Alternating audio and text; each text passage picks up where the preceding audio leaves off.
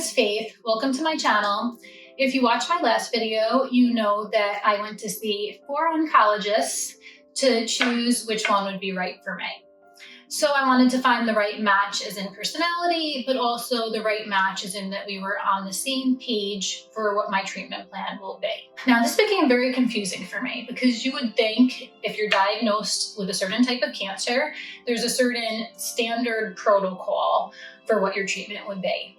So I was actually really surprised when pretty much all 4 oncologists suggested different treatment plans. Now, my case is a little unusual because I honestly still don't even know my stage, because of what they found when they did the PET scan was that I have disease in my chest, in the mediastinum, and also in my neck. And also they believe that the disease has spread to my C1, which is a vertebrae right below your skull. So that is bone involvement. So usually with bone involvement, they would call it stage 4. For just lymph node involvement in 2 areas would be stage 2. So there's different treatment protocols depending if you're stage 2 or stage 4, but they don't even really know what my stage is because something came up on that bone. It's most likely Hodgkin's, but the problem is that it's right near the spinal cord and it's a difficult area to access, so they can't actually biopsy it to see what it is. The lymph nodes they're able to biopsy, they know those are Hodgkin's, but the bone, just due to where it is, it's impossible to biopsy. So we're just kind of guessing that it's probably the lymphoma, since really what else could it be? And it's close to where the lymph nodes were. So that kind of threw a wrench in the plans. In terms of treatment plans, the first doctor that I saw wanted to do chemo and radiation, the length of treatment depending what stage I turned out to be. But when he found this bone was involved, he was really flustered. He said that it wasn't really something that he dealt with before. He was gonna consult with some other lymphoma experts and get back to me. And ultimately I had decided not to go with him anyway, so I never got to hear out his full treatment plan. The second doctor I went to, the one that was misogynistic, he was recommending chemo and radiation. He had actually said for the early stage disease, he would recommend 2 months of chemo and then a month of radiation. I wasn't really a fan of that idea just because I had read a lot about the long-term effects of radiation. He tried to say that the radiation that they have nowadays is more targeted, so it's less likely, and it's lower dose, so it's less likely to cause those long-term side effects. But if they're going to be hitting me in the chest with radiation, it's going to be hitting my breast tissue and my heart. So it would raise my risk of cardiovascular disease, and it would also raise my risk of a lung cancer or a breast cancer in the future. So I wasn't a big fan of that approach. Obviously, if it was absolutely necessary to cure my disease, I would do it, but I wanted to see what other options could be presented. The next doctor that I went to was a female doctor, and she was very nice. And she had said that if I had early stage disease, if the bone wasn't involved, she was also going to recommend only the 2 months of chemotherapy and then a month of immunotherapy, which I would be involved in a research trial for that. She said absolutely no radiation. She said, me being a young woman, we have to be just as concerned about curing my current disease as we are about protecting me from other diseases in the future caused by the treatment. So I really liked that that was a priority of hers, because that's my priority too, obviously. I want to be around to what? I don't just want to be around for 10 more years. I want to be around for 50 more years or more. So, while obviously getting rid of this cancer is the priority, we also have to kind of equally weigh the long-term effects of the treatment. So she was completely against radiation, which was totally different than what the other doctor had recommended, who he seemed that was his plan for me, was radiation. And the reason she was against the radiation was for the reasons that I had said, that, the long-term effects on the heart and the breast and the lung. So she wanted to do the immunotherapy, which might be a good idea, but the problem is that it is a new treatment. It's not the current standard of care. I mean, she said it's safe and effective, but I would be considered part of a research trial.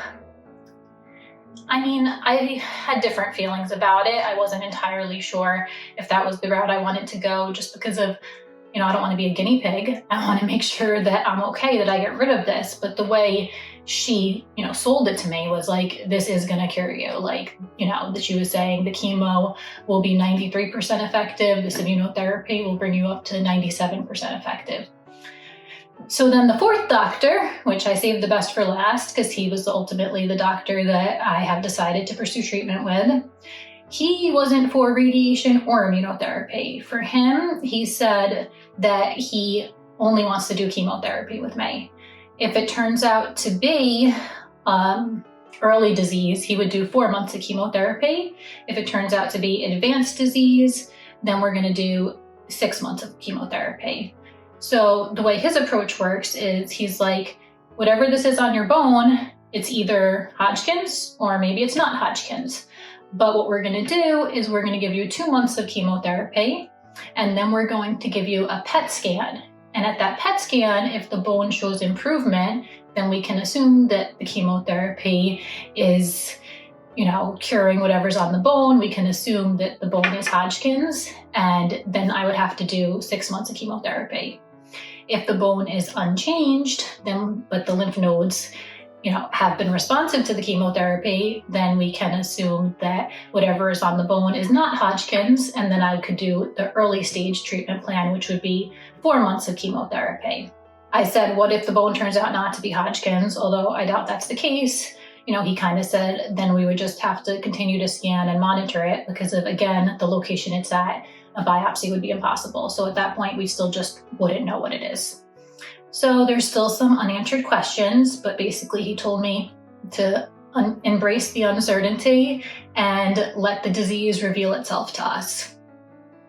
So I like that idea, like the idea of not using the radiation. He seemed to think that the radiation was a very bad idea, just like the female doctor did as well. And he also mentioned that the fact that I don't have one large mass. Usually you use radiation when there's one large mass, not when there's a lot of smaller masses. So he didn't really understand why radiation was recommended in the first place. It was very interesting to see how much information I received from going to 4 different doctors. So if you have been diagnosed with any type of cancer or any type of disease, it was a long-term disease that has different options for treatment plans, please make sure to seek out multiple opinions, because I kind of expected every doctor to say the same thing, that it was all just going to be standardized. The chemotherapy everyone was recommending the A, B, V, D. Those are the 4 chemo drugs that are used for Hodgkin's lymphoma. So the chemo drugs they were recommending were all the same, but the duration and the inclusion of either the immunotherapy or the radiation, those were different options that I was given by different doctors, and I had to think about it and research it and make a decision.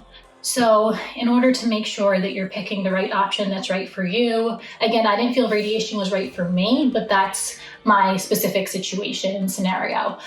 In other situations, radiation may be the right decision, depending what type of disease you have and where the radiation would be. What part of your body would be exposed to the radiation. I mean, there's all different variables. So radiation in general is not bad. Radiation can sometimes be a very important piece of the treatment plan. But for me, they said that it's not necessary. And this doctor seemed very confident that I'm going to be cured within 4 to 6 months of chemotherapy, and that would be the only treatment necessary. So that is what I've decided to do. And yeah, if you have any questions, comments, put them below. I'll answer them to the best of my ability. I'm not a doctor. I just know what the doctors have told me and some of the things that I've researched on my own. Okay, thank you for watching my video.